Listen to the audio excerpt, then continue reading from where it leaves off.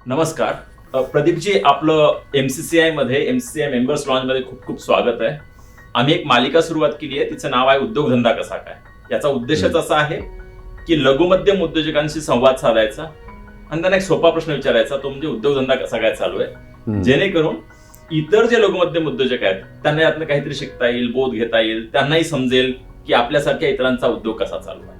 ठीक आहे, आपण सुरुवात करूयात. आपला उद्योग काय आहे, आपली प्रोडक्ट्स किंवा सर्व्हिसेस काय आहेत तिथनं. सगळ्यात पहिल्यांदा मी MCCIचे आभार मानतो की या प्लॅटफॉर्मवर मला बोलवलं आणि एक्सप्रेस होण्याची, मला व्यक्त होण्याची संधी मिळते इथं. आमचे 3 व्हर्टिकल्स आहेत. आमच्या कंपनीचं नाव आहे Dynamic Engineering and Solutions. We have 3 verticals. त्याच्यामध्ये एक आहे ऑटोमेशन सोल्युशन्स.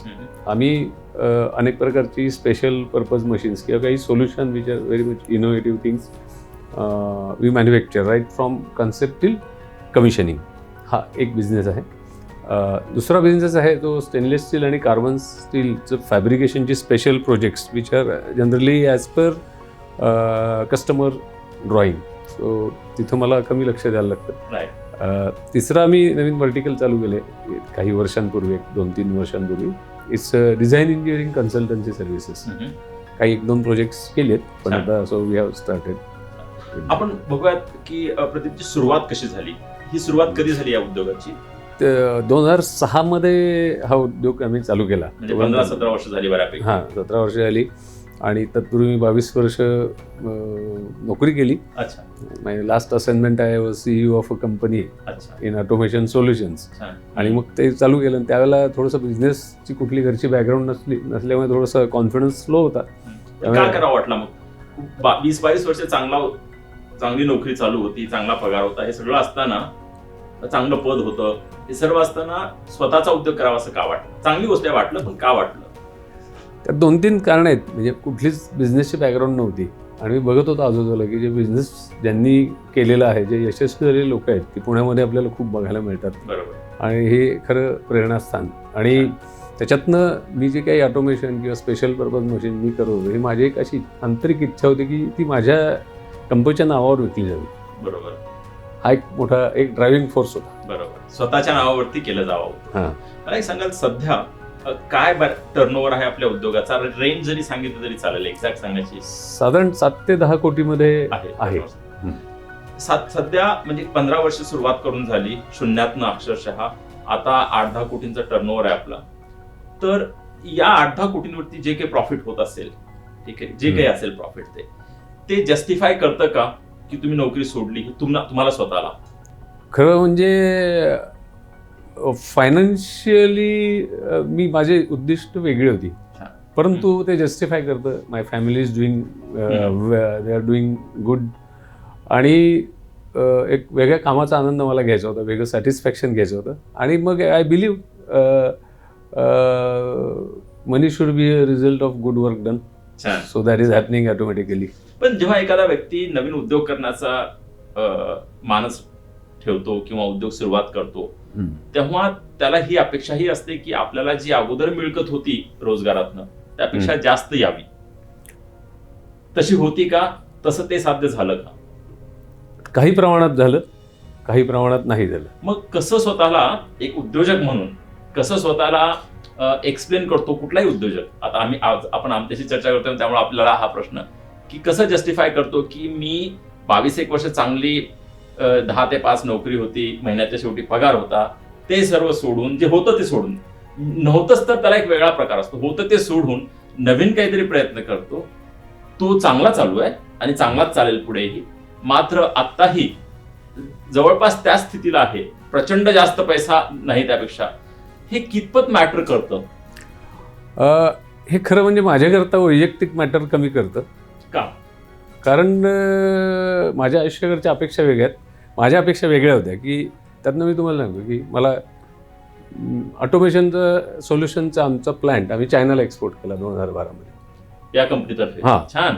मग त्याच्या बऱ्याच वेळा आपण ऐकतो चायनातनं काय काय इम्पोर्ट केलं गेलं.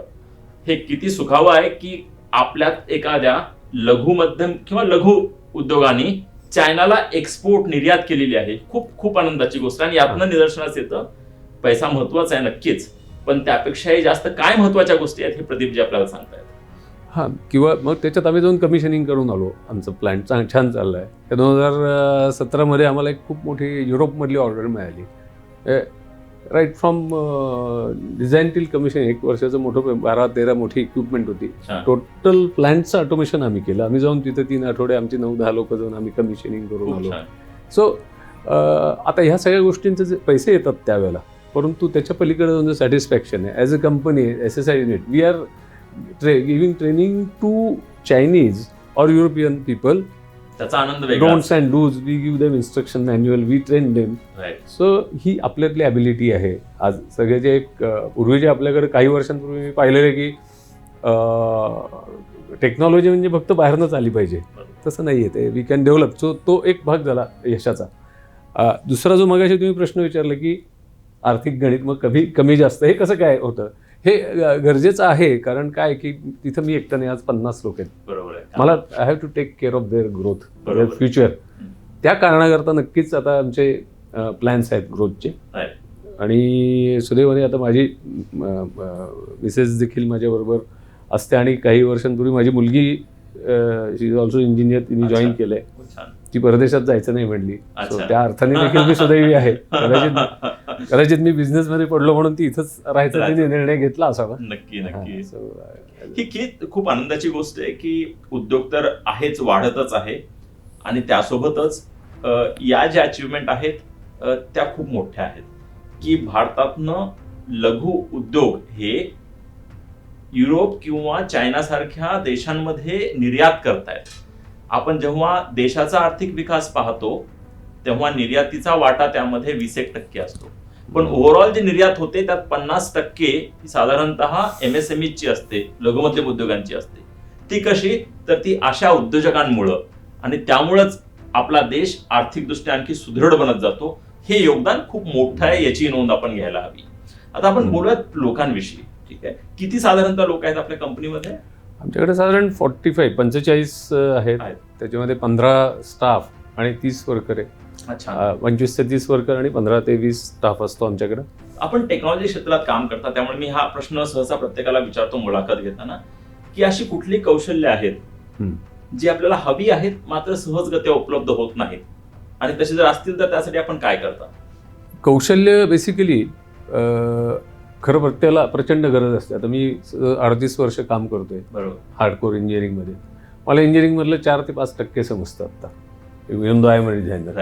So sky is the limit. परंतु आपण ज्या वेळेला SSI युनिटचा विचार करतो त्यावेळेला प्रत्येक डिपार्टमेंटमध्ये we are lagging of good potential किंवा ती कौशल्य असलेली मंडळी. कसं विकसित व्हायला हवं ते? त्याच्याकरता आत्ता खरं म्हणजे मराठा चेंबर ऑफ कॉमर्स असेल किंवा ऑटो क्लस्टर असेल किंवा अशा ज्या काही संस्था आहेत त्यांच्यातर्फे SSI युनिट करतात, जे आत्ता इंजिनियर्स जे आत्ता बाहेर पडतात ना, मी ज्यांना कोरमध्ये काम करायचं आहे, तर दे आर नॉट आत्ताची जी शिक्षण पद्धतीमध्ये ते बाहेर पडलेले, म्हणजे पूर्वीच्या 25-30 वर्षापूर्वीचा डिप्लोमा झालेला मुलगा आणि आत्ता BE झालेला मुलगा, त्यांच्या डिप्लोमा 25-30 वर्षापूर्वीचा जास्त सरस होता. तर तर that is the ready to use product मिळायला हवं. हे जर झालं तर मग SSI युनिटला, नाही तर काय होतं आमच्याकडं आता आमच्या under one roof we do many things. आणि त्याच्यातल्या हे ट्रेनिंग सेंटर्स होतं आमचं देखील, कारण 6 महिने ते 1 वर्ष तो काम करतो. त्यानंतर तो चांगला की ही गेट्स अपॉर्च्युनिटी इन बिगर, कारण आमची पेइंग कॅपॅसिटी. बऱ्याच ठिकाणी ऐकलेलं आहे MSMEs become training ground for large companies. म्हणजे छोट्या कंपनीकडे लोक येतात, ट्रेनिंग घेतात, मग मोठ्या कंपनीकडे जातात. तर त्या तरुण मुलामुलीची काही चूक नाहीये, कारण त्यांनी प्रगती बघणं आवश्यक आहे. मात्र त्यासोबतच हाही विचार करणं आवश्यक आहे की एक लघु मध्यम उद्योग त्याचं की स्वतःच त्याला आवरणं हे इतकं सोपं नसतं. ती आणखी एक जिम्मेदारी घेतो, हे विसरायला नको त्यातनं. मला एक सांगाल, आपण हे सर्व करत असताना जर हा विचार केला की कुठल्या प्रकारचे स्किल आहेत, आपण बोललो साधारणतः 8 ते 10 कोटीचा हा टर्नओव्हरचा कंपनी आहे सध्या, कंपनी ग्रो होतीये. हे सर्व करत असताना इतर ज्या MCCI किंवा अशा ज्या संस्था आहेत किंवा ऑटो क्लस्टर यांच्याशी आपला काय संबंध आला, किंवा MECF, आणि त्याच्याशी कसं कनेक्ट झाला, त्याचा काय फायदा झाला? मी पहिलं MCCI बद्दल सांगतो. म्हणजे पहिल्यांदा ज्यावेळेला मला पहिल्यांदा एक्सपोर्टची ऑर्डर एक्झिक्यूट करायची होतं, सर्टिफिकेट ऑफ ओरिजिन पाहिजे होतं. ते कुठं मिळतं, कोण देणार? ते MCCI. This is how I got introduce, I become member. हळूहळू अनेक काही कार्यक्रम अटेंड केले आणि मला सांगायला आनंद वाटेल आणि अभिमान पण वाटतो की 2018 सालचा मला आमच्या कंपनीला हरिमलिनी Joshi award for innovative product आमच्या 4 प्रॉडक्ट्सना मिळाला तो. आता त्याचा फायदा कसा होतो की एक MCCI ही इतकी छान मोठी जुनी संस्था आहे, तर हे राजमान्यता मिळाली असं मी मानतो त्याला. त्याचा एक खूप मोठा कस्टमरच्या मनपटलावर मोठा परिणाम होतो की त्या आम्ही काही प्रॉडक्ट्स जी केलेली आहेत विच आर रिव्होल्युशनरी, पण MCCIचा अवॉर्ड मिळाला याचा अर्थ त्यात काहीतरी तथ्य आहे. आम्हाला मार्केटिंगला खूप फायदा. तर मी पुढचं तुमचं ऐकतोच, मात्र अवॉर्ड विषयी मला एक आठवलं. पहिला अवॉर्ड दिला गेला 1947 साली मराठा चेंबरतर्फे. ही 75 वर्षांची परंपरा आहे. त्यामध्ये लघुमध्यम उद्योजकांना पुरस्कार देणं, त्यांना प्रेरणा देणं हेच त्याचं उद्दिष्ट आहे. आणि जेव्हा असं ऐकतो आम्ही तेव्हा आणखी आम्हालाच उर्मी भरते की आणखी जास्त करावं हे काम आहे म्हणून. खरं कंटिन्यू करूया. येस. आणि इव्हन माझ्या कंपनीतल्या एम्प्लॉईजवर आमच्या सगळ्यांच्या मानसिकतेवर एक खूप सकारात्मक परिणाम झाला त्याचा, आणि त्याच्याकरता मी चेंबरचे धन्यवाद देऊ इच्छितो या निमित्ताने. त्याच्यामध्ये ऑटो क्लस्टर जी पिंपरी चिंचवडमध्ये कार्यरत आहे, विशेषतः गेल्या 4-5 वर्षांपासून ते खूप प्रोएक्टिव्हली काम करत आहेत. लास्ट 4-5 इयर त्याचे मॅनेजिंग डायरेक्टर किरण वैद्य आहेत. तर ते स्वतःहून आमच्याकडे येतात, भेटायला येतात. तर खूप कॉपरेशन आमचं गिव्ह अँड टेक चालू आहे. त्यांना काही त्यांचे कस्टमर करता जे आम्ही काही टेस्टिंग वगैरे बनवून दिलेले होते, इक्विपमेंट दिलेली होती, किंवा त्यांचे काही उपक्रम आहेत त्याच्यामध्ये आम्ही सहभागी होतो. उदाहरणार्थ काही लेक्चर्स वगैरे ठेवतात विद्यार्थ्यांना किंवा एंटरप्रेन्योर्स करतात. काही म्हणजे आता how to become a designer या विषयावर, कारण लोकांना अशा काहीतरी गैरसमजुती असतात की काहीतरी 3D पॅकेज आलं की मी डिझायनर झालो, तसं नसतं. तर ते ती कॉन्सेप्ट ते काही वेळेला बोलवतात, आणि किंवा आता परवा त्यांचं काही डिझाईन सेंटरला त्यांनी घेतलं आमच्या सल्ल्याने. आम्ही काही गोष्टी तिथं करतोय, बरंचसं कॉपरेशन आहे. आणि मला खूप आनंद वाटतो की ते ऑटो क्लस्टर तिथं खूप ऍक्टिव्हली काम करते, खूप छान काम करते. प्रदीपजी जे बोलतायत ते ऑटो क्लस्टर हे पिंपरी चिंचवडमध्ये आहे. भारत सरकार, राज्य सरकार आणि मराठा चेंबर यांनी मिळून बनवलेली ती संस्था आहे 15 वर्षापूर्वी. दरवर्षी 400 ते 500 वेगवेगळ्या लघुमध्यम उद्योजकांना ती मदत करते. आपण जर लघुमध्यम उद्योजक असाल, ऑटो किंवा ऑटो कॉम्पोनंट इंडस्ट्रीमध्ये किंवा संलग्न अशा कुठल्या उद्योगामध्ये, तर आपण तिथं जाऊन विविध सेवा घेऊ शकता. कारण एखाद्या छोट्या उद्योजकाला 5 कोटीचं मशीन घेणं परवडत नाही. समजा 5 ॲक्सिस मशीन आहे, पण ते मशीन हे ऑटो क्लस्टर घेऊन ठेवतं, जेणेकरून तुम्हाला पे ॲज यू गो, म्हणजे जेवढा वापर तेवढाच पैसे तुम्हाला द्यायला लागतात. या पद्धतीनं तेही डिस्काउंटेड रेटवरती लघुमध्यम उद्योजक वापरू शकतात. मला आनंद आहे की तुम्ही या फॅसिलिटीचा सुद्धा फायदा घेतलाय. आपण MCCI विषयी बोलत होता, ट्रेनिंग विषयी. हे इंटरेस्टिंग बाब आहे की कौशल्य विकासासाठी मराठा चेंबरमध्ये वर्षभरामध्ये 150 पेक्षा जास्त कार्यक्रम घेतले जातात. आणि 6 ते 7 हजार वेगवेगळी लोक वेगवेगळ्या प्रकारचं कौशल्य प्राप्त करतात. ठीक आहे. 3-4 हजाराची सॉफ्ट स्किल्स असतात. 1,000 या वर्षभरामध्ये टेक्निकल स्किल्स वरती काम केलं जात आहे, म्हणजे welder, fitter, Turner, CNC machinist, हे स्किल्स सुद्धा दिले जात आहेत. आपल्यापैकी कुठलीही जर कंपनी असेल, मेंबर असो वा नसो, जर आपल्याला या स्किल डेव्हलपमेंटचा किंवा कौशल्य विकासाचा फायदा घ्यायचा असेल, तर तुम्ही नक्कीच माझ्या सहकाऱ्यांशी संपर्क साधू शकाल. आणि प्रदीपजींनी जशी मदत घेतली तशी तुम्हीही घेऊ शकाल. प्रदीपजी, आपण परत वळूयात आपल्या कंपनीकडं. तर हा जो सर्व प्रवास आहे, या प्रवासामध्ये कधी मोठ्या कंपन्यांशी आपला जेव्हा संबंध येतो, आपण त्यांना जेव्हा आपलं गुड्स किंवा सर्व्हिसेस विकता, तेव्हा आपल्याला वेळेत पैसे मिळतात का? ती कधी अडचण येते का? आम्ही एक जो रिकरिंग बिझनेस आहे, उदाहरणार्थ अल्फा लेवल किंवा काही, आम्ही सिलेक्टेड आणि चांगल्या कंपन्यांबरोबरच काम करतो, जेणेकरून ते ठरल्याप्रमाणे फक्त you have to be alert that you are delivering on time, good quality. Delivery आणि क्वालिटी या 98 to 99% आपण पाळलं तर त्यांच्या सिस्टीममधून कुठलीही अडचण येत नाही, कारण fundamental their business ethics are very much clear. दुसरा जो पार्ट आहे तो आम्ही जे ऑटोमेशन सोल्युशन्सचं जे काम करतो, कारण ते इज अ सोल्युशन बिझनेस, ते आम्ही फर्स्ट टाइम केलेलं असतं. त्यात थोडं वेळ पुढं मागे येतो बिकॉज इज डेव्हलपमेंट. पण माझा अनुभव आहे की नॉर्मली ते 10% रिटेन्शन असतं. आमचे बाकी ॲडव्हान्स आम्ही घेतो आणि बरेचसे पैसे डिस्पॅच करायच्या आधी ट्रायल झाल्यावरच देतो. शेवटचे 10% बऱ्याच जणांचे अडकतात. पण सुदैवाने माझे अडकलेले नाही आहेत. अच्छा. कारण आम्ही काय करतो की थोडा कस्टमरला आम्ही वेळ घेतो मागून की तुम्हाला थोडंसं एरर असलेलं मशीन हवंय का परफेक्ट हवंय. So that is choice is yours. पण ते वी टेक रिगरस ट्रायल्स आणि त्यामुळे आतापर्यंत असे पैसे आमचे बुडवलेले नाहीत सुदैवाने. खूप छान. मला हे सांगाल, हे सर्व उद्योग हा सर्व रागडा चालवताना सरकारशी कधी संबंध असेल, त्यांच्या कुठल्या स्कीम्स, त्यांच्या योजना याच्याशी कधी संबंध होतो, त्याचा कधी फायदा घेतलाय कुठल्या? आम्हाला एक्सपोर्ट केलं त्यावेळेला नक्की झालाय ड्युटी ड्रॉबॅकचा आणि इन्सेंटिव्ह मिळालेले आहेत त्यावेळेला आणि ते खूप चांगले आहेत. म्हणजे त्यावेळेला खूप छान मोठा रिलीफ मिळतो. त्यांचं जे काही इन्सेंटिव्ह SSI युनिट करतं ती अमाऊंट खूप मोठी आणि खूप मोठं आहे. तर एखाद्या लघुमध्यम उद्योजकाला ना सरकारी योजना काय आहेत याचाही अभ्यास करायला हवा आणि तो नसेल तर MCCI किंवा तत्सम ज्या इतर संस्था आहेत त्यांची मदत घ्यायला हवी आणि त्यानुसार जे फायदे त्या योजनांमार्फत आहेत सध्या ते मात्र नक्कीच घ्यायला हवेत. ही सर्व झाली उद्योगाविषयी चर्चा. मला 1-2 प्रश्न हे विचारायचे तुम्हाला की एका मराठी उद्योजकानं ज्याच्या घरी पार्श्वभूमी नाही, जसं प्रदीप कुलकर्णींच्या घरी पार्श्वभूमी होती उद्योगाची, तरी पण प्रदीप कुलकर्णींनी 20 वर्ष काम केल्यानंतर ठरवलं की मला हा उद्योग करायचा आहे. उद्योग सुरुवात केली, उद्योग वाढवला, उद्योग वाढतोय, त्यासोबतच निर्यात होतीये मोठ्या देशांमध्ये, युरोप, चायना सारख्या ठिकाणी. यासोबतच स्वतः कुटुंबातली इतर लोकही उद्योगात येत आहेत. जेव्हा उद्योग चांगला चालू आहे ना तेव्हाच येतात कुटुंबातली लोक उद्योगामध्ये, नाहीतर स्वतःही सांगतो व्यक्ती नको किंवा तीही लोक यायला तयार नसतात. म्हणजे काहीतरी चांगलं चालू आहे तरच लोक सर्व जॉईन होतात आणि चांगली गोष्ट आहे ती. हे सर्व होत असताना एखादा मराठी उद्योजक नवीन किंवा ज्याला उद्योग सुरुवात करायचा असा व्यक्ती जो ऐकतोय ही मुलाखत, त्याला तुम्ही काय सांगाल? त्यांनी उद्योग सुरुवात करावी का, कशी सुरुवात करावी, किंवा थिंकिंग म्हणजे बरीच लोक मला भेटतात, विचारतात मला काहीतरी उद्योग सुरुवात करायचा, माझ्याकडे 40-50 लाख रुपये आहेत, आता मी काय करावं? त्याला तुम्ही काय उत्तर द्याल? करावं का सुरुवातीला, आणि करावं तर काय करावं? कशी थिंकिंग असावी त्याची? आता थिंकिंग खरं म्हणजे प्रत्येकाची वेगळी असणार आहे. परंतु खूप लवकर बिझनेसमध्ये पडलं तर एक थोडंसं खूप जास्त काळजी घ्यायला पाहिजे. कारण तुम्ही काही वर्ष काम केलेलं असेल ना तर तुम्ही बऱ्याचशा प्लस मायनसच्या आवर्तनातनं तुम्ही पास झालेले असतात, अनेक गोष्टी पाहिलेल्या असतात, एक आत्मविश्वास आलेला असतो.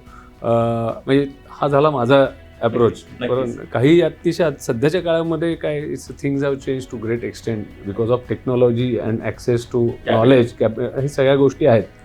आणि यंग मुलं जास्त टेक्सेव्ही आणि जास्त स्मार्ट आहेत. सो पण मग ते करताना थोडंसं म्हणजे MCCI असेल किंवा काही बिझनेस स्कूल्स आहेत त्यांच्याकडनं थोडंसं ट्रेनिंग घेतलं तर जास्त बरं होईल. कारण making a drone is a good thing, right. Selling a drone is altogether different. Absolutely. हे खूप छान सांगितलं तुम्ही. कारण कुठलीही गोष्ट करताना ना बऱ्याच वेळी जेव्हा तुम्ही उद्योग सुरुवात करता तेव्हा एक गोष्ट बरीच लोक विसरतात की एक मॅन्युफॅक्चर करणं ही एक बाब झाली, पण आपण जे मॅन्युफॅक्चर करतोय त्यात काय डिफरन्शिएटर आहे इतरांच्या तुलनेत, त्यात काय वैविध्यता आहे इतरांच्या तुलनेमध्ये, काय वेगळं आहे, त्यात काय वेगळेपण आहे ज्यामुळे इतर लोक घेतील, हे विसरतो.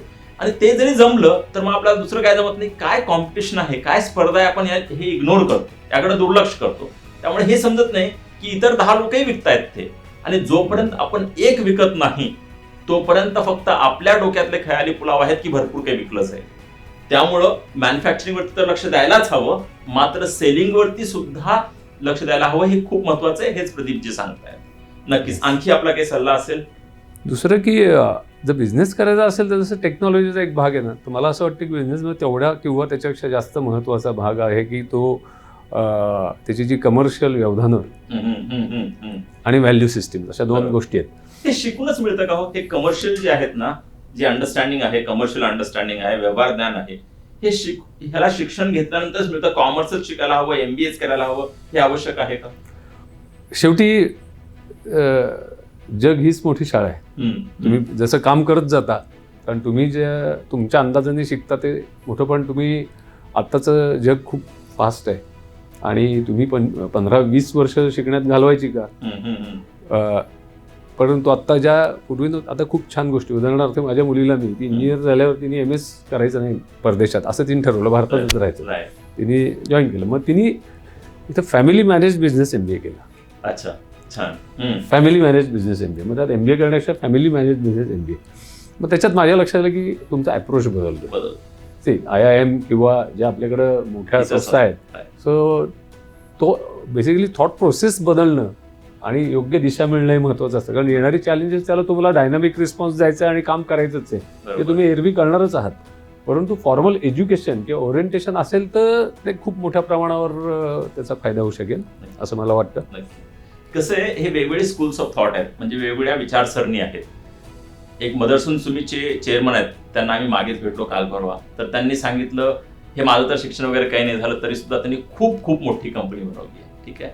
मात्र बऱ्याच लोकांना भेटल्यानंतर मला एक असं जाणवतं की जर आपल्याला आपले चान्सेस वाढवायचे असतील सक्सेसचे, आपल्याला आपल्या यशाचे जर चान्सेस वाढवायचे असतील तर त्यासाठी शिक्षण हे नेहमीच उपयोगी ठरतं. तर हे सर्व तर चालतच राहील.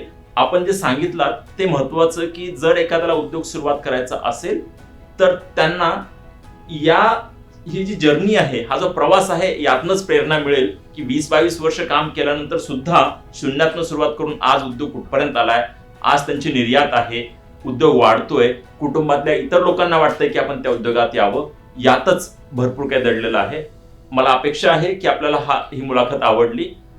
आपले कमेंट्स आपण जरूर नक्की कमेंट्समध्ये कळवाल आणि जर आपल्याला आणखी काही प्रश्न असतील प्रदीपजींसाठी तर तुम्ही नक्की युट्यूबच्या कमेंट सेक्शनमध्ये विचारू शकाल, जेणेकरून प्रदीपजी किंवा आम्ही त्याची उत्तर देण्याचा प्रयत्न करू. आपण आलात, आमच्याशी चर्चा केली, खूप खूप आभार आपले. थँक्यू. धन्यवाद सर.